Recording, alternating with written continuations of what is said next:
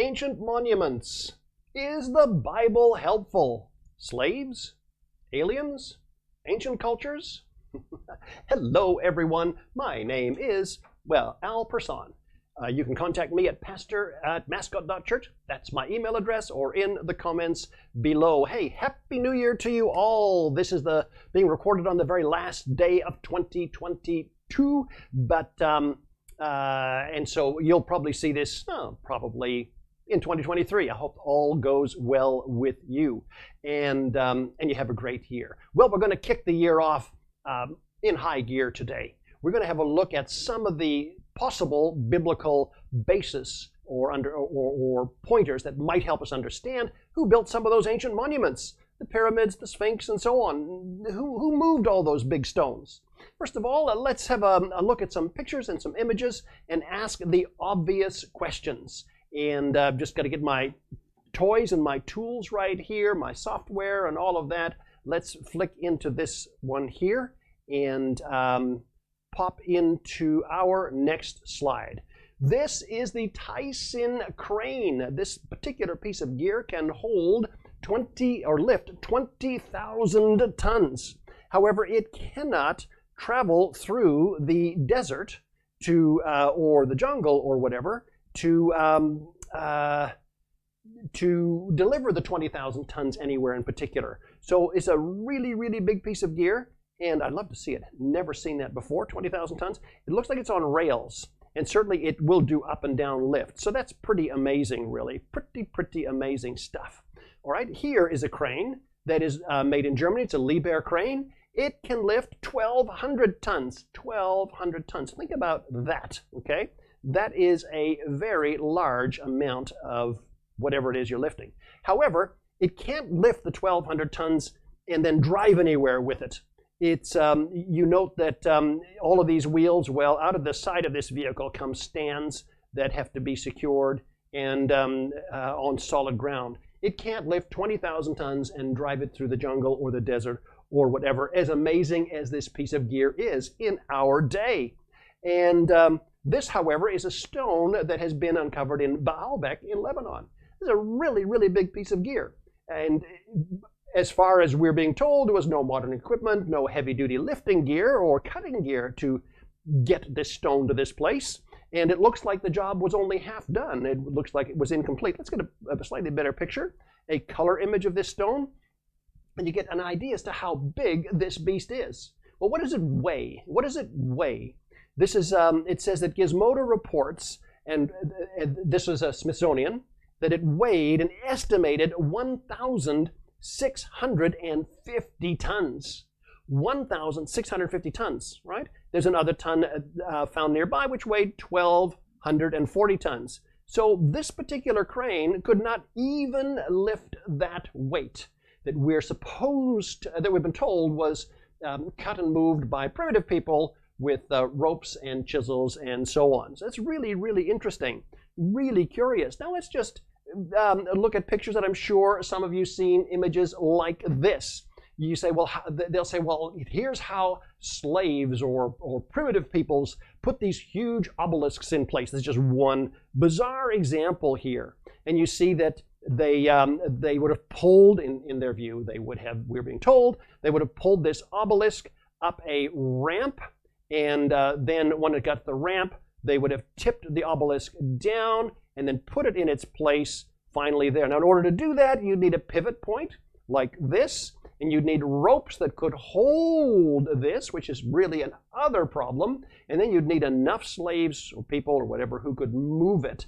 And then, once it's all done, you have to get rid of all of these things and just leave the obelisk. The pivot tower's got to go away, the ropes, the slaves, well, of course, they'll die off, and this big mound of dirt. Where are those mounds of dirt that were used? They say, big mounds of dirt were built around the pyramids to drag all those stones in place. That's a huge amount of dirt. Some estimate that would be more dirt than the volume of the pyramids themselves. So it's like, I don't know. I think there are problems here with some of these passages or some of these ideas. I don't think we're being told everything that we should be told about them. Now, the question I've got to ask is, does the Bible say anything? Does the Bible give any indications of who might have built them, how they might have been built. Is there anything? Is there even a handoff? Well, I think there's more than a handoff. I'm going to show you some scriptures, one from the King James Version, and then we'll read it from other Bible passages. One translation that's later than the King James, and then two that are, I think, one that's a contemporary and one that's earlier, one the Wycliffe. So we'll see some very old English. And the passage is Genesis 6:4. So let's have a look. I'm just hearing something outside. It's nobody knocking on my door. Okay. Genesis 6:4. There were giants in the earth in those days, and also after that, when the sons of God came in unto the daughters of men, and they bare children to them, the same became mighty men, which were of old, men of renown. That's a fascinating passage. There's a lot going on in this passage.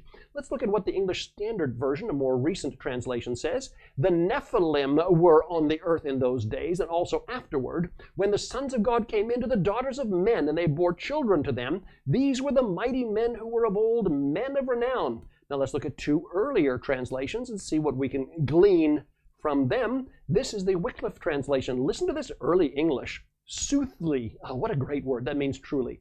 Soothly, giants were on the earth in those days. Forsooth, after that, the sons of God entered into the daughters of men, and those daughters begat. These were mighty of the world and famous men. These were the mighty and famous men of the world. That's the Wycliffe translation.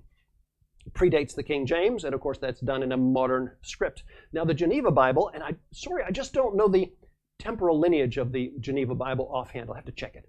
There were giants in the earth in those days, yea, and after that the sons of God came unto the daughters of men, and they had borne them children. These were mighty men, which in old time were men of renown.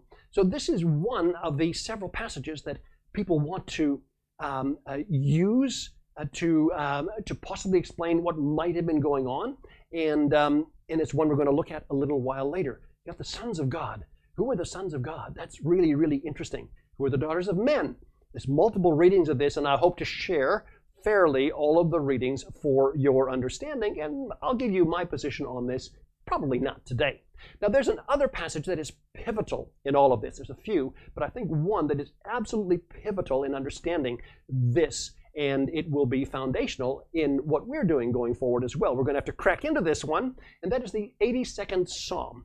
I'm going to put the 82nd Psalm on the screen, and we'll introduce it to you. Some of you know it, some of you don't, and this will get you thinking about that, and you can have a little look and say, okay, this is a really interesting passage. What could it possibly be saying? So I'm going to pop this on the screen now and read it as my last passage for the day, then some closing comments on this New Year's Eve 2022. Here goes. God has taken his place in the divine council. In the midst of the gods he holds judgment. How long will you judge unjustly and show partiality to the wicked? Selah. Give justice to the weak and the fatherless. Maintain the right of the afflicted and the destitute. Rescue the weak and the needy. Deliver them from the hand of the wicked. They have neither knowledge nor understanding. They walk about in darkness. All the foundations of the earth are shaken. I said, you are gods, sons of the Most High, all of you. Nevertheless, like men you shall die and fall like any prince. Arise, O God, judge the earth, for you shall inherit all the nations. That is the 82nd Psalm. Now, ladies and gentlemen, this is power-packed. Genesis 6, Psalm 82, Psalm 89. Whoa, there's a lot going on here. The position that I'm going to share with you is my position I've held for many years, and it certainly has become refined over time. But I don't want my position to get in the way of a fair representation of both sides of the discussion. Now that will be interesting. So why do we even do this? Well, one of the reasons we do it is to stimulate people to study the scriptures and to try to understand for themselves. That's really important because the scriptures reveal who God is and his love for humanity and so on and so forth. And this is our desire, is to walk with him and talk with him and so on. The other reason we do some of these odd topics, the ages of the patriarchs and prophetic language and so on, and passages like this, is to get you thinking about other things as well. There are people who are not in any way moved by the ages of the patriarchs discussion or by chiasms, but there's others. It lights their fire, right? So we just do that. And I like to share the fundamental doctrines of God from all of these different angles all the time. And maybe it's useful to you. I don't know. Maybe it's just because I need help That's also possible. There's a lot of people who think that as well about me. Okay, so ladies and gentlemen, I hope you have a great 2023. And we are going to come back to this topic again, probably in a couple of weeks' time. Definitely not next week.